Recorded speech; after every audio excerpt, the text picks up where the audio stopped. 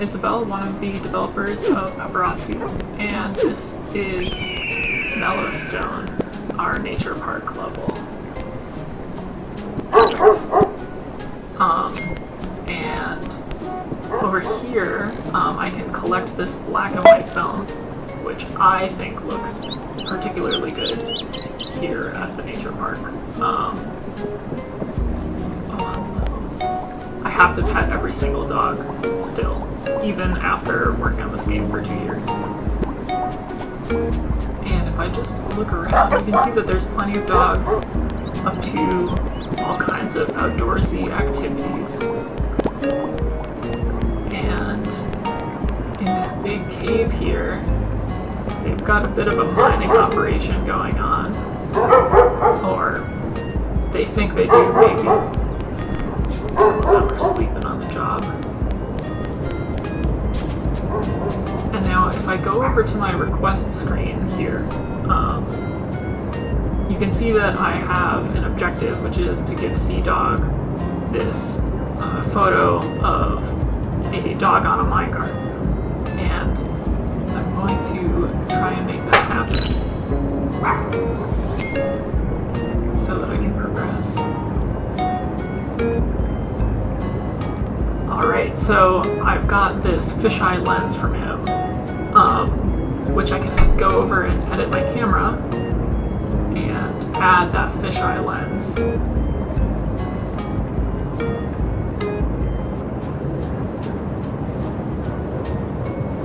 And now we can see that it adds like this nice big wide angle, which I think looks pretty good if you mix and match different film types.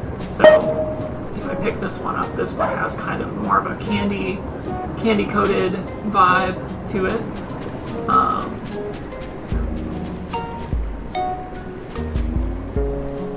just want to line up the perfect shot. Oh hi. So that's Pupperazzi. Thanks for joining me, and you can wishlist the game on Steam today.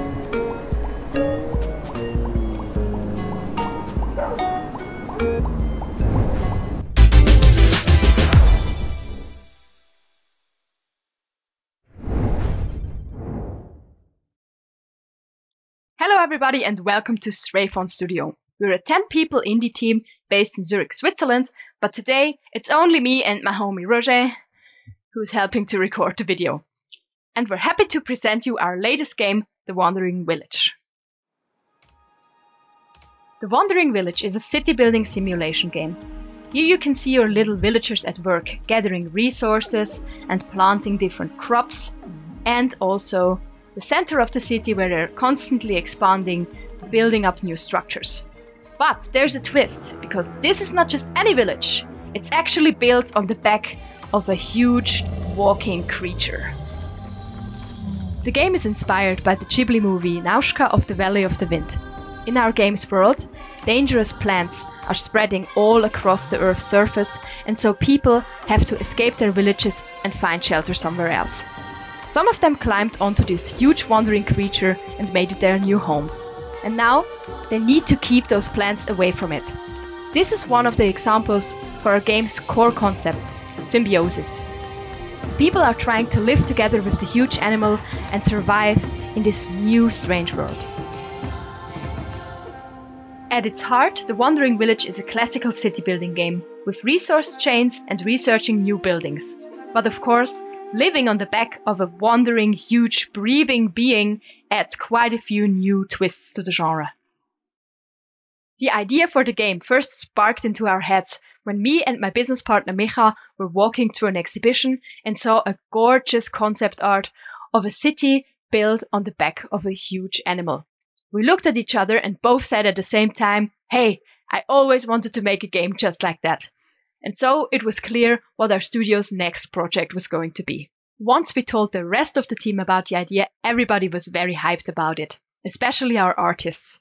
They got to the drawing board right away and came up with all kinds of amazing sketches for the game. Marcus, one of our artists, decided that if we make a Ghibli-inspired game, we should absolutely also do 2D hand animation. And so we took on the extra work to come up with a new art style that combines 2D and 3D in an interesting way. The game is still early in development. We just recently completed a Kickstarter campaign for it. And now we're putting together all the pieces that are needed to make it a fun game. Hopefully, we will launch into Steam Early Access in late 2021. So if you like what you just saw, please leave us a wishlist on Steam. And if you want to come along on the journey and become part of the community, it would be great to see you around on Discord. Bye!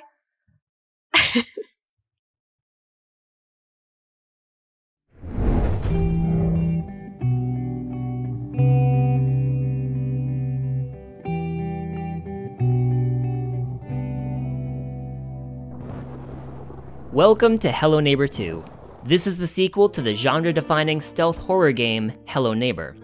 In the first game, you played as a kid who suspected their neighbor Mr. Peterson was up to no good and was keeping a secret inside his basement. In this sequel, you'll be playing as Quentin, a local journalist who's investigating the disappearance of Mr. Peterson. Your investigation leads you to an abandoned house that is now occupied by a raven-like being known as the Guest. In order to get to the bottom of this mystery, you'll have to break inside the house while avoiding the Guest at all costs. Just remember, breaking in is easy, getting out is a whole different challenge. The Guest has more than one trick up its sleeve as it tries to prevent you from getting inside his home. You see, the Guest is a self-learning AI. It learns from your actions, movements, and will use that to its advantage in order to prevent you from uncovering the secrets of Mr. Peterson. The stakes are higher now, but don't worry. You will encounter Mr. Peterson soon enough. Oh yes, Mr. Peterson is back, and he has taken additional steps to guard whatever he is hiding. And while the first game was limited to just the neighbor's house, Hello Neighbor 2 takes the story and its secrets and expands it to all over Raven Brooks. I hope you enjoyed this brief introduction to Hello Neighbor 2. If you'd like to playtest the game, you can find the Hello Neighbor 2 alphas on Steam and the Microsoft Store. Be sure to follow and wishlist the game on Steam to keep up with future alphas and the eventual release of Hello Neighbor 2. We'll see you in Raven Brooks.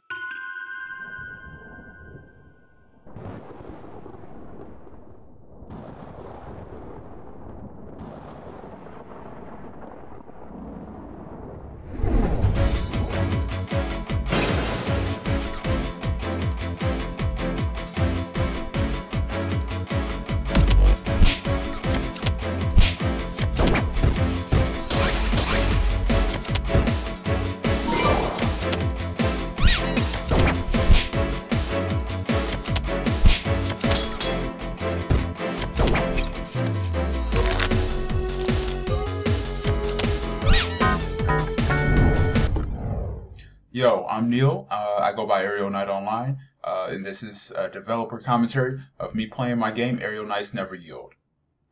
Alright, so let's just get going. Let me hop right to the first level. You can see we have different difficulties. We're just keeping on normal. I like people playing the game on normal to start off with. For this first level, we ease the player in. So there's a lot of slow-mo. It's turned down a lot just so that people have time to really read and understand what they're doing. Yeah, there was a lot of testing that went into specifically this level, and I think it turned out really well. I can't wait for you guys to play it. So we have some jumps, we have slides, cool slow motion action. I did all of this art by myself. And these particle effects, and it's just been a ton of work. But it's been really fun. We have demos and we post things about the game all the time, and we've been getting a lot of really good feedback and people who are excited about the game. So yeah, there's all types of obstacles. We color code everything so that people can kind of see something new, but at the same time kind of know how to interact with it.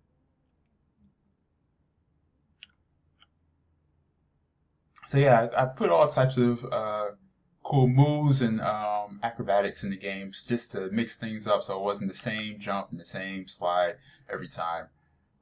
So I hope people will really see that and kind of see where I was going for with that. Yeah, so as you can see, the levels just getting faster and faster with the slow motion being less as people learn what's going on or learn how to interact with the game. And really generous with the checkpoints, which I'm, super thankful that I did, because I am not the best at this all the time.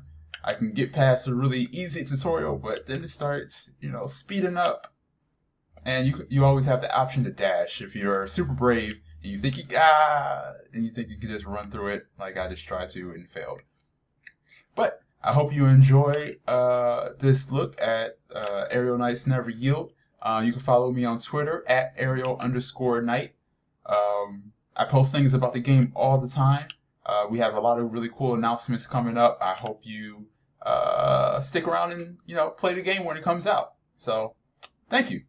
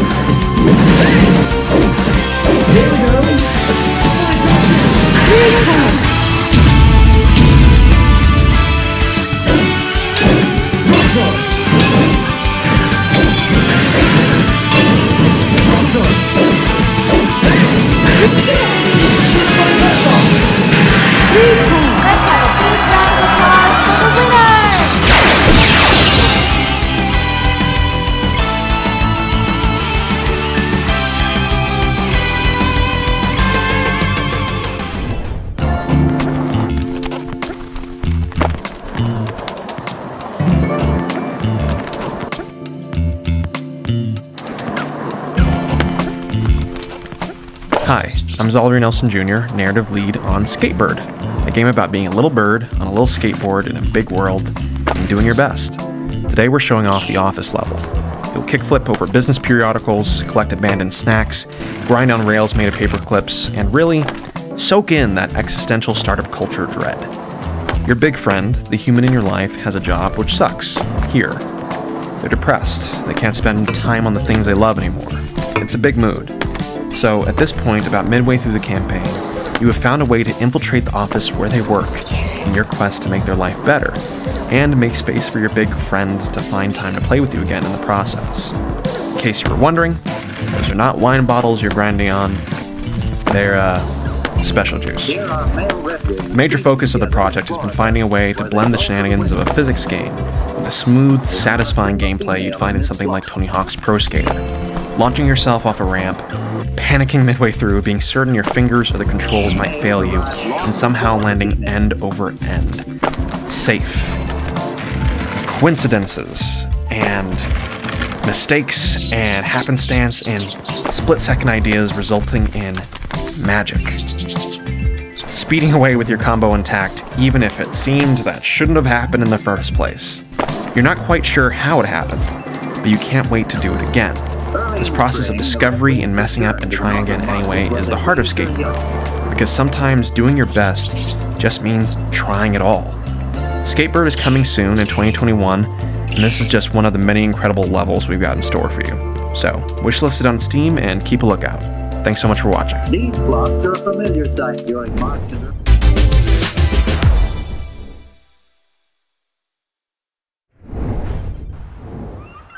Hi, I'm Kyle, the community manager for Funktronic Labs. Welcome to Wavebreak. Wavebreak is a classic arcade-style skateboarding game inspired by 80s Miami Vice culture and classic skateboarding games. At its core, Wavebreak captures the same magic as the arcade skateboarding games you grew up playing, but with a twist. You'll see your familiar campaign with objectives, local and online multiplayer modes too. Instead of a skateboard, you'll have a boat. Oh, and a gun. Wavebreak will include a 5-level single-player campaign, an original soundtrack by notable 80s-inspired synthwave artists, multiple multiplayer modes, and full Steam Workshop support for user creations. but more on that later. We have a lot to talk about. In Wave Break, you'll grind, kickflip, do special tricks, and shoot your way through 5 huge open levels. As you play through the campaign, you unlock each of Wave Break's 4 playable characters, each one with their own upgradable stats and cosmetics to unlock. After you've mastered the single-player campaign, dive back into any of the levels and mix it up with a custom game. Casually explore in free play, compete for the highest top score in time attack, or go guns blazing in deathmatch. Any character you've unlocked and customized can be brought into online play to show off your unique style. In time attack, the highest score wins. Be sure to defend yourself during a sick combo with your shield, or ruin your friend's flow with a clean headshot from your pistol. In deathmatch, you'll land tricks for points to spend on a variety of deadly weapons spread throughout the level. Kills are what counts in this game mode. We plan to implement new content and improve upon what already exists, giving players new places to skate, characters to upgrade, cosmetics to show off to your friends, and balance updates, based on player feedback. Wave Break will be launching with a full park creator. Choose from a huge variety of ramps, objects, and NPCs, or use the custom rail and ramp tools to make whatever kind of sweet jumps you want. Choose from a variety of sizes and one of 6 visual themes for your park, and create the skate park of your dreams. Share your own parks online, or download and tinker with someone else's with full Steam Workshop integration. Upload custom decals to decorate your park, or even 3D models. Oh yeah, you can also do this with your friends. Just like the other multiplayer modes in Wave Break, you and up to 8 of your friends can create their own level together. Each of you will be able to freely switch between editing the park or skating the park at the push of a button. Want to place ramps for your friends while they jump across? Sure. Want to see how many explosive barrels it'll take to crash your game? Go for it. Okay, we've seen a lot. We've been working very hard on Wave Break since last year, and we'd like to thank all of the players in our Discord that have been sticking with us and providing feedback during our PC development time. Finally, now you can do a kickflip, but with a boat. The closed beta, including Time Attack and the Park Creator, will be available March 13th through 21st, hosted by Alienware, Intel Gaming, and SteelSeries. Go to wavebreakgame.com/beta and check out one of the 3 places to get a Steam key. All beta participants will receive an exclusive cosmetic item to show off. Wave Break will be coming to PC, on Steam, and Nintendo Switch late spring 2021. Be sure to wishlist the game on Steam and click the Request Access button to be ready for the open beta prior to launch. Thanks, see you soon, or whatever they say to close out these dev commentary videos. We wouldn't know. This is our first one.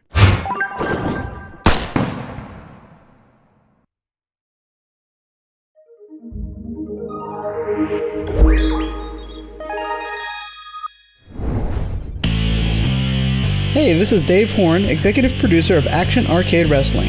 And this is Eugene Tukro, lead programmer and designer of Action Arcade Wrestling.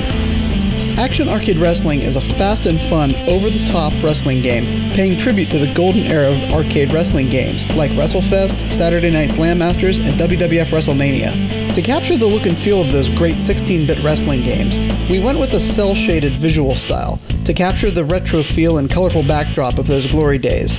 We also wanted the gameplay to be fun and easy, where anyone can jump in, do a crazy 360 pile driver with 1 or 2 button presses. We also tossed in some handy power-ups to give you the edge and save you in a pinch, especially when you need to kick out of a certain 3 count. Action Arcade Wrestling has included the main staples you'd expect to find in a wrestling game, from your standard singles match, to tornado and tag team matches, to chaotic multi-person matches such as the Battle Royal and Battle Rumble matches, each allowing up to 10 wrestlers in the ring at once. We also wanted players to have tons of creative freedom when it came to their own custom arenas and wrestlers. So we've developed an extremely in-depth Wrestle Lab. Here, players can let their imaginations run wild and create just about any character they can fathom. Our newest and most unique mode is called the Arcade Gauntlet. In this mode, players can create a gauntlet of 1 to 5 matches, each with completely specific modifiers. Then they can upload and share their gauntlets for others to not only complete, but also challenge for each gauntlet's championship title. Players can climb the many leaderboards in this mode, including the number of gauntlets completed, the number of titles won, the highest rated gauntlets, and more. We really wanted to bring back the hilarious fun times when wrestling games were more about fun gameplay, with ridiculous moves, high-flying maneuvers, and colorful wrestling characters. It was really important for Action Arcade Wrestling to have that familiar arcade feel, while still having dozens of different attack, grabs, and slams to perform.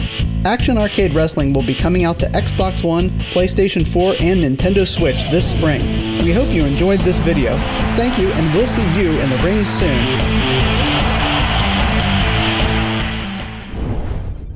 Hi, my name is Jenny Windom, and I work on the indie game side of the games industry with studios and companies like Rose City Games, Kowloon Night, and Soft Knot Week. I also work on the content creator side portion of the industry, creating videos, short-form content, and live streams that center and focus on indie games, and that's under the handle Kimchika.